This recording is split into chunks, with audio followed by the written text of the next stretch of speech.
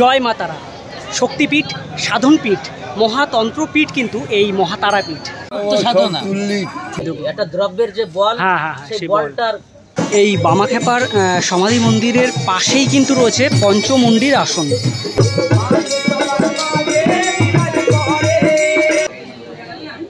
এখানকার room rate মাত্র 150 টাকা। আপনারা দুজন মিলে যদি থাকেন তাহলে পার হেড পড়ছে কিন্তু মাত্র 75 টাকা।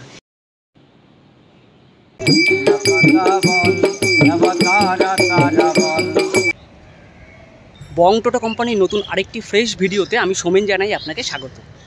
সামনেই আসছে কৌশিকী অমাবস্যা, আর কৌশিকী অমাবস্যার কথা বললে সবার প্রথম কিন্তু আমাদের মনে আসে তারাপীঠের কথা। কারণ ওই দিন তারাপীঠে কিন্তু লক্ষ লক্ষ ভক্তের সমাগম হয় এবং তারাপীঠ মহাশ্মশানে তন্ত্র সাধনার বিশাল আয়োজন কিন্তু হয়। তো এ সমস্ত কিছুই দেখতে কিন্তু চলেছি তারাপীঠ, আর আপনাদের দেখাবো কৌশিকী অমাবস্যার আগে তারাপীঠে কেমন কি প্রস্তুতি চলছে। আর এবার কিন্তু তারাপীঠে যেখানে গিয়ে থাকবো সেটি কিন্তু মন্দিরের একদম কাছে এমন একটি জায়গায় যেখানে কিন্তু মাত্র 150 টাকায় রুম পাওয়া যায় এবং তাও আবার দুজন কিন্তু থাকতে পারেন। আরেকটা কথা বলি, তারাপীঠে একটা সমস্যা হয়, একা গেলে কিন্তু অনেক হোটেলে আছে অ্যালাও করে না, কিন্তু আপনারা এখানে একাও গিয়ে থাকতে পারেন। তো ভিডিওটি সম্পূর্ণ দেখতে থাকুন, সমস্ত তথ্য আপনাদের সাথে তুলে ধরবো। আর আজকে কিন্তু আমি তারাপীঠ যাচ্ছি কলকাতা স্টেশন থেকে 12363 কলকাতা হলদিবাড়ি এক্সপ্রেস ধরে। এখান থেকে ছাড়ার টাইম সকাল 9টা 5 আর রামপুরহাট পৌঁছানোর টাইম সকাল 12টা 15। এই কলকাতা হলদিবাড়ি 12363 এই ট্রেনটি সম্পর্কে আরেকটা ইনফরমেশান দিই। এই ট্রেনটি আপনারা যদি উত্তরবঙ্গ যেতে চান, অর্থাৎ নিউ জলপাইগুড়ি যেতে চান, তাহলে কিন্তু এই ট্রেনটি ধরতে পারেন। এই ট্রেনটিতে কিন্তু মোটামুটি অ্যাভেলেবেল সিট সবসময় কিন্তু পাওয়া যায়, যেহেতু সকালবেলা ছাড়ে। আর আমার সিট পড়েছে D3 67। তো ট্রেন দিয়ে দিয়েছে 2 নম্বর প্ল্যাটফর্মে, উঠে পড়া যাক।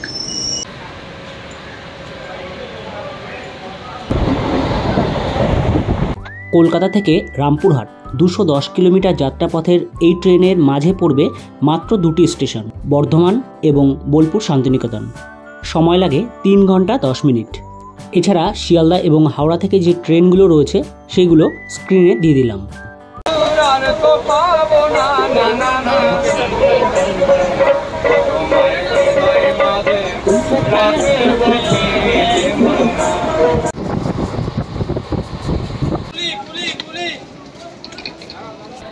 সময় এখন 12টা 35।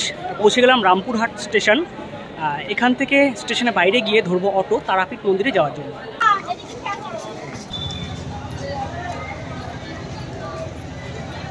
স্টেশনের বাইরে বেরোলে কিন্তু পেয়ে যাবেন অটো, টোটো বা ম্যাজিক ভ্যান। এগুলো কিন্তু সব তারাপীঠ মন্দির পর্যন্ত চলে যায়। এখানে টোটো, অটো বা ম্যাজিক ভ্যান পেয়ে যাবেন। ম্যাজিক ভ্যানে কিন্তু 40 টাকা করে নেয়, আর অটোতে ওরকম 40-50 টাকার মধ্যে কিন্তু আপনারা চলে যেতে পারবেন মন্দির। স্টেশন থেকে তারাপীঠ মন্দির পর্যন্ত দূরত্ব প্রায় 10 কিলোমিটারের মতো। অটোতে বা ম্যাজিক ভ্যানের সময় লাগে 20 থেকে 25 মিনিট। এই হচ্ছে দ্বারকা নদ। এখন শীর্ণকায়া হলেও একসময় কিন্তু এর বিস্তার ছিল খুব বেশি।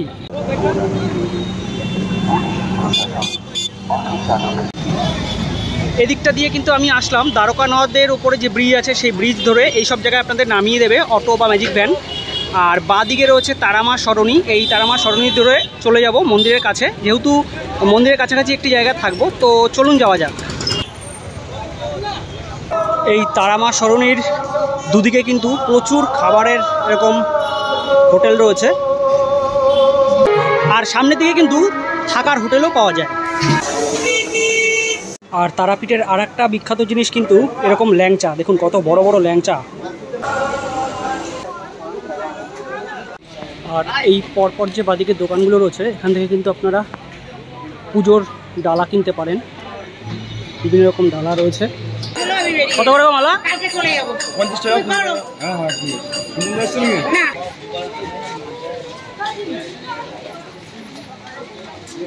একটু এগিয়ে আসলেই কিন্তু ডান দিকে মহাশ্মশান, এদিকটা দিয়ে যাওয়া যায়। তো যাবো একটু পরে, আগে চেক ইন করে নিই। চলে এলাম তারাপীঠ মন্দিরের একদম গেটের সামনে। এই হচ্ছে মায়ের মন্দিরের গেট। আর এইদিকে যে রাস্তাটা গেছে, আমি যেখানে থাকবো সেই জায়গাটা কিন্তু এই রাস্তা দিয়েই যেতে হয়। তো মন্দিরে দর্শন করব, আপনাদের করাবো। প্রথমে আগে চেক ইন করে ব্যাগ ফ্যাগ রেখে তারপরে আসছি। আপনারা কিন্তু মন্দিরকে বাদিকে রেখে একদম সোজা চলে আসবেন, কোনো বাদিকে বা ডান দিকে যাবেন না, একদম সোজা চলে আসবেন। একটু এগিয়ে আসলেই মোটামুটি 1 থেকে 1.5 মিনিট হেঁটে আসলে কিন্তু ডান দিকে পড়বে এই রামকানাই ধর্মশালা। আর এনাদের যে রিসেপশন সেটি একদম ঢোকার মুখেই ডান দিকে রয়েছে। তো চলুন যাওয়া যাক।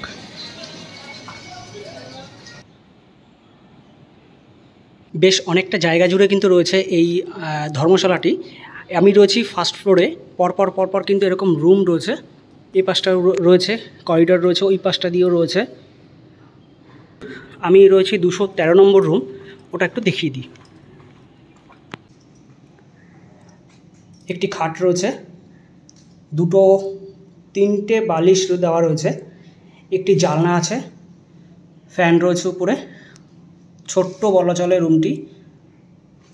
মোটামুটি যা খাট আছে 2 জন ঠিকঠাক, 3 জন হলে একটু চাপাচাপি হয়ে যাবে। এদিকে আর একটা জানলা রয়েছে, এই জানলাটা দিয়ে ধর্মশালার ভেতর দিকটা দেখা যায় আর কি। আর এই পাশে যে জানলাটা রয়েছে এটা দিয়ে কিন্তু একটা পাশের ছাদের একটা সুন্দর ভিউ পাওয়া যায়। বিছানার চাদরটি মোটামুটি পরিষ্কারই বলা চলে। চলুন এবার ওয়াশরুমটা একটু দেখিয়ে দিই। যেহেতু অ্যাটাচ নয়, কমন ওয়াশরুম, রুম থেকে বেরোলেই একটু এগিয়ে গেলেই ডান দিকে পড়বে ওয়াশরুম। দুটো ওয়াশরুম রয়েছে, ডান দিকে একটি রয়েছে, এটি ইন্ডিয়ান টয়লেট, আর এদিকে রয়েছে ওয়েস্টার্ন টয়লেট, কমোড রয়েছে। এখানে স্নানের ব্যবস্থাও রয়েছে, জল রয়েছে। এবার ছোট করে এই ধর্মশালার একটু ইনফরমেশান দিয়ে রাখি আপনাদের। এটি হলো রামকানাই ধর্মশালা, তারাপীঠ মন্দির থেকে 1.5 থেকে 2 মিনিট হেঁটে লাগে। এখানে বেশ কিছু রুম রয়েছে। রুম রেট যেটা সেটা কিন্তু 150 টাকা করে যে রুম, সেই রুমে কিন্তু 2 জন থেকে 3 জন থাকতে পারবেন। তবে যেটা দেখলাম 3 জন থাকাটা একটু বেশি বাড়াবাড়ি হয়ে যাবে, বেশি চাপাচাপি হয়ে যাবে। তো 2 জন ঠিকঠাক মোটামুটি রুম। আর বাথরুম যেটা সেটা কিন্তু কমন বাথরুম। আর এখানকার যে নিয়মাবলী রয়েছে, রাত 10:30টার মধ্যে কিন্তু গেট বন্ধ হয়ে যায়। আপনারা চেষ্টা করবেন রাত 10:30টার মধ্যে রুমে আসার।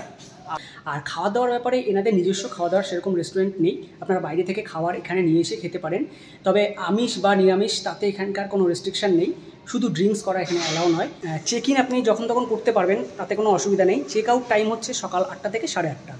আর আপনারা অ্যাটাচ বাথরুম সহ যদি রুম চান তাহলে সেরকম রুম খুব কম আছে, 3-4টের মতো বোধহয় আছে, 250 টাকা করে নেয়। তো আপনারা সেটাও কিন্তু দেখতে পারেন। চেক ইন করার পর স্নানটা সেরে নিলাম, এরপর যাবো মায়ের মন্দিরে মাকে দর্শন করতে। তার আগে বলি, বাথরুম যেটা দেখালাম আর কি, কোমোড রয়েছে যে বাথরুমটা, ওই কোমোডে কিন্তু ফ্লাশারটা নেই। নর্মাল যে বাথরুমটা রয়েছে ওটা ঠিকঠাকই আছে, মোটামুটি কলেও ঠিকঠাক জল আছে।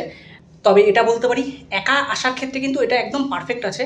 ফ্যামিলি বাচ্চা কাচ্চা নিয়ে আসার জন্য একটু ভেবে আসবেন, যাদের বাজেট একদম কম তারা অবশ্যই আসতে পারেন, খুব খারাপ কিন্তু নয়। আবার এখান থেকে যদি বিশাল কিছু চান তাহলে কিন্তু সেটা আপনারা বিফল হবেন। তো আপনারা আপনাদের বাজেট অনুযায়ী কিন্তু এখানে আসবেন। তো চলুন এবার মন্দিরে প্রবেশ করা যাক।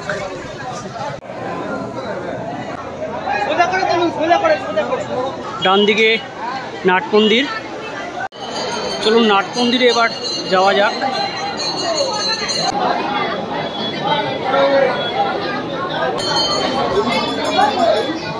মায়ের গর্ভগৃহ কিন্তু সামনে, এখান থেকে মায়ের মূর্তি দেখানো সম্ভব নয়। এই সমস্ত ভক্তরা কিন্তু লাইন দিয়ে পুজো দিচ্ছেন। তো আমি যখন পুজো দেবো তখন আপনাদের কিন্তু মায়ের দর্শন করানোর চেষ্টা করাবো। দুপুর প্রায় 1:30, এখানে কিন্তু ভোগ গ্রহণ চলছে, ভক্তরা কিন্তু ভোগ গ্রহণ করছে। আর একটা কথা বলি, এখানে কিন্তু আপনারা বিনামূল্যে ভোগ গ্রহণ করতে পারেন। দুপুর 1টার পর থেকে ভোগ প্রসাদ দেওয়া শুরু হয়, তবে তার জন্য কিন্তু সকাল 8টার মধ্যে এসে মন্দিরের কাছে এসে নাম লেখাতে হয়। মাছ দিয়ে এখানে কিন্তু মায়ের ভোগ আপনারা কিনতে পারেন। কত করে গো ভোগ? 100, 150, 200, 500 যেমন দামের নেবেন।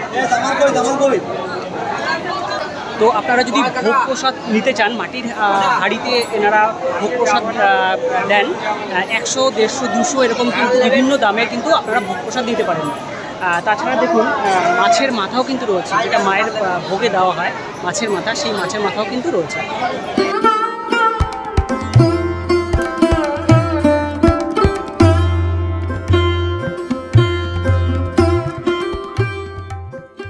জয় মা তারা, শক্তিপীঠ, সাধনপীঠ, মহাতন্ত্রপীঠ কিন্তু এই মহাতারাপীঠ।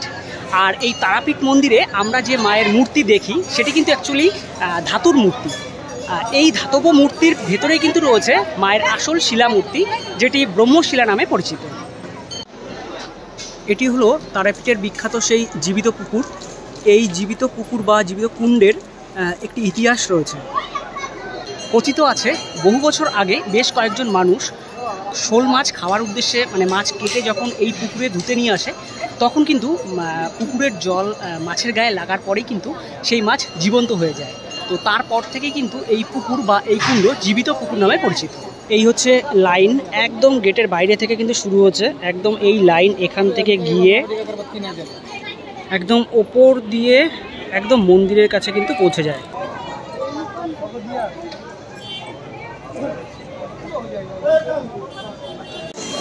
তারাপীঠ মন্দিরে শুধু তারামায়ের মন্দির বাদেও কিন্তু এই গ্রাউন্ডের মধ্যে অনেক মন্দির রয়েছে। এটি হচ্ছে চন্দ্রচূড় ভৈরবের মন্দির।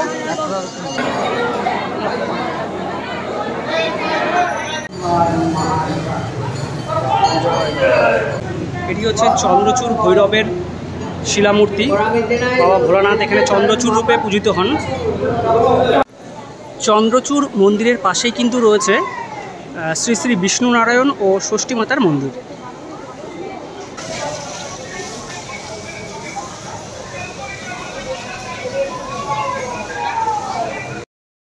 আর এপাশে রয়েছে হনুমানজির মন্দির, গণেশ মন্দির এবং বামদেবের মন্দির।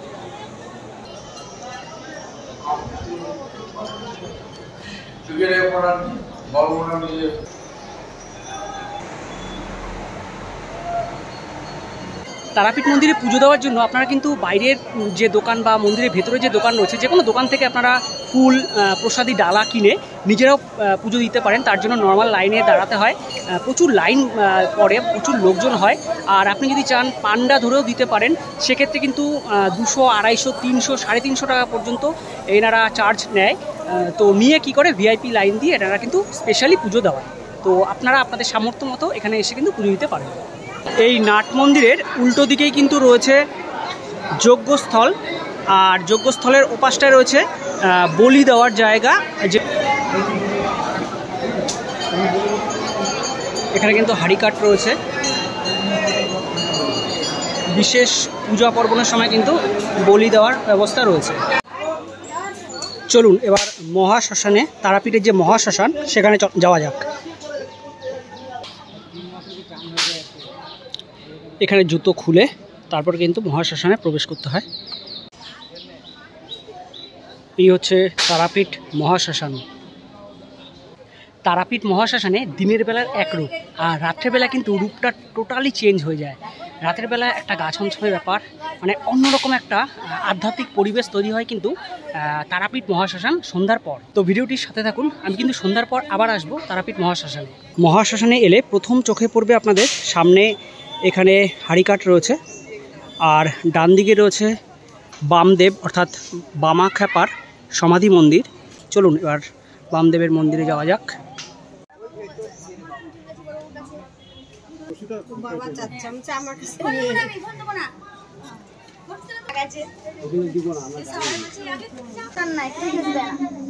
বামদেবের সমাধি মন্দিরের পাশে আর একটা জিনিস দেখাই।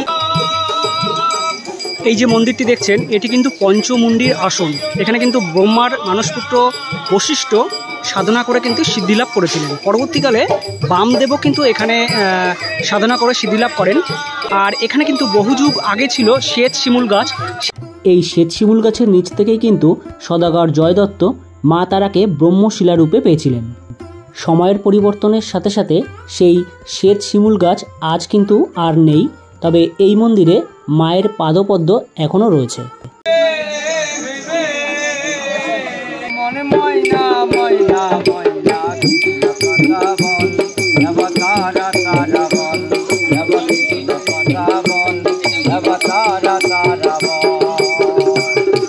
আর আর সামনে যেহেতু কৌশিক অমাবস্যা আসছে, তো সেই কৌশিক অমাবস্যার কিন্তু প্রস্তুতি চলছে এখানে। বিভিন্ন সাধু সন্তরা আসেন এবং তন্ত্র সাধনা করেন। এই এই জিনিসটা কি, এটা একটু বলবেন? এটি আমার কাছে আছে বর্তমানে নাগবাসুকি। আচ্ছা আচ্ছা, বহু রকমের মানগুলির ভিতরে দিয়ে বহু রকমের আচ্ছা, এই তন্ত্র মতে যে কৌশিক অমাবস্যার যে গুরুত্ব, যে মারাত্মক যে গুরুত্বটা, সেটা কেন, মানে এই দিনই কেন তন্ত্র মতে এইটা হয়? তন্ত্রের মতে বরাবরই ছিল এইটা হচ্ছে জাগ্রত, কারণ এই দিনেই আমাকে তারা আমার দর্শন দিয়েছিল। আচ্ছা আচ্ছা, সেই থেকে এই কৌশিক অমাবস্যা সবচেয়ে মানে ইম্পর্টেন্ট। এই কৌশিক অমাবস্যা বাকি দেখবেন হাজার দেখবেন অমাবস্যা আছে, কিন্তু কেন এটা পার্টিকুলার একটা বিশেষ দিন হলো? কৌশিকী অমাবস্যার যে মাহাত্ম্য রয়েছে সেটি হলো, তন্ত্রমতে কৌশিকী অমাবস্যার রাতকে কিন্তু তারারাত্রিও বলা হয়। আর মনে করা হয় কৌশিকী অমাবস্যার রাতে এমন একটি মহেন্দ্রক্ষণ উপস্থিত হয় যখন স্বর্গ এবং নরকের দ্বার খুলে যায়। তখন সাধকেরা ইচ্ছামতো ধনাত্মক বা ঋণাত্মক শক্তি সাধনার মাধ্যমে আয়ত্ত করেন। ফলে তন্ত্রমতে কৌশিক অমাবস্যার রাতের গুরুত্ব কিন্তু মারাত্মক।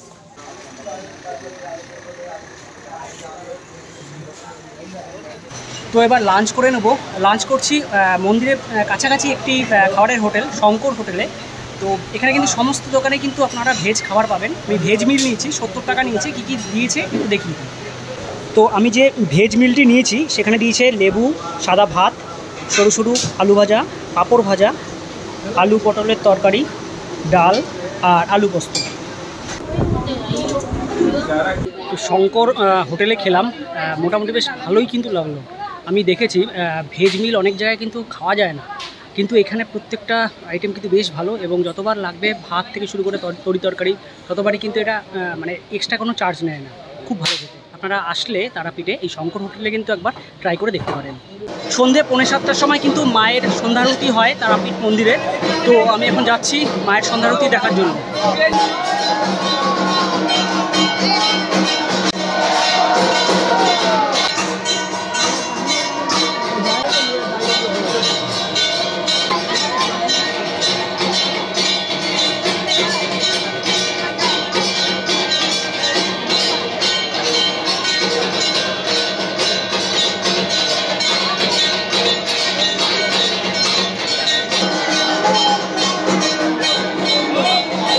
জয় মা তারা, মায়ের সন্ধ্যা আরতির পরিসমাপ্তি ঘটল। সকালের দিকে কিন্তু বিভৎস ভিড় ছিল, পুজো দিতে পারিনি, তাই সন্ধ্যাবেলায় সন্ধ্যা আরতির পর পুজো দিচ্ছি।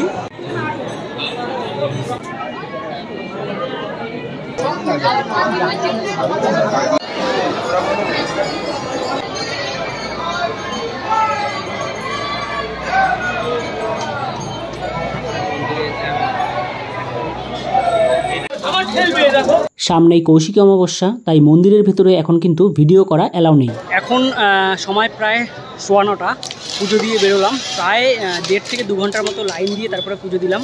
তবে একটা জিনিস কি, পুজো দেওয়ার পর যে একটা মনের তৃপ্তি, সেটা কিন্তু কোনো কিছুর সাথে তুলনা করা যায় না। খুব ভালো লাগলো, মায়ের পুজো দিলাম। এখন যাচ্ছি তারাপীঠ মহাশ্মশানে আরেকবার, কারণ সন্ধ্যার পর মহাশ্মশানের চেহারা কিন্তু পাল্টে যায়। দিনের বেলা যেরকম দেখেছিলাম, এখন কিন্তু পুরোটা টোটালি আলাদা একদম।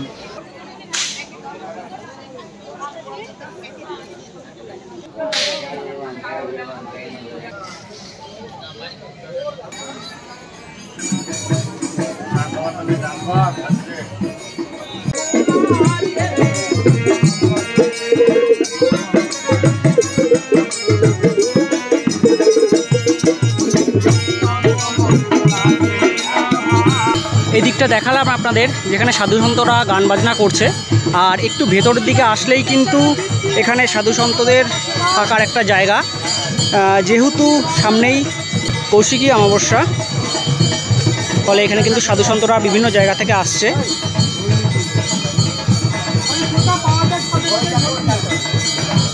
পুজো দিয়ে এখন চলে এসেছি আমাদের ধর্মশালায়। বাইরে থেকেই খেয়ে এসেছি, ধোসা খেয়েছিলাম। তো আজ সারাদিন প্রচুর ঘোরাঘুরি করেছি, প্রচণ্ড টায়ার্ড। তো দেখা হচ্ছে কালকে সকালে। Good night. শুভ সকাল বন্ধুরা। একটা দিন রামকানাই ধর্মশালায় থাকলাম, খারাপ ভালো সবটাই কিন্তু আপনাদের সামনে তুলে ধরলাম। রাতে একটু মশা ছিল রুমে, অল আউট ছিল না দেখলাম। যাই হোক, আপনারা যদি এখানে থাকতে চান তাহলে কন্ট্যাক্ট নাম্বার আমি দিয়ে দিচ্ছি, ভিডিও ডেসক্রিপশন বক্সেও থাকবে, আপনারা কল করে নিতে পারেন। তবে বাই ফোনে এরা সেভাবে বুকিং করে না, আপনারা কথা বলে নিতে পারেন, স্পট বুকিং করে। আপনারা এখানে আসলে রুম অ্যাভেলেবেল থাকলে কিন্তু পেয়ে যাবেন। তবে যেটা দেখলাম খুব সিজন ছাড়া কিন্তু রুম আপনারা পেয়ে যাবেন। তো যাই হোক, ভিডিওটি এই পর্যন্তই। যদি ভিডিওটি ভালো লেগে থাকে লাইক কমেন্ট শেয়ার করুন, আর আমাদের চ্যানেলে যদি নতুন এসে থাকেন চ্যানেলটি সাবস্ক্রাইব করে আমাদের পাশে থাকুন। আর এই ভিডিওটি যদি ফেসবুক পেজ থেকে দেখে থাকেন তাহলে পেজটিকে ফলো করে আমাদের পাশে থাকবেন। ধন্যবাদ, দেখা হচ্ছে সামনের নতুন ভিডিওতে।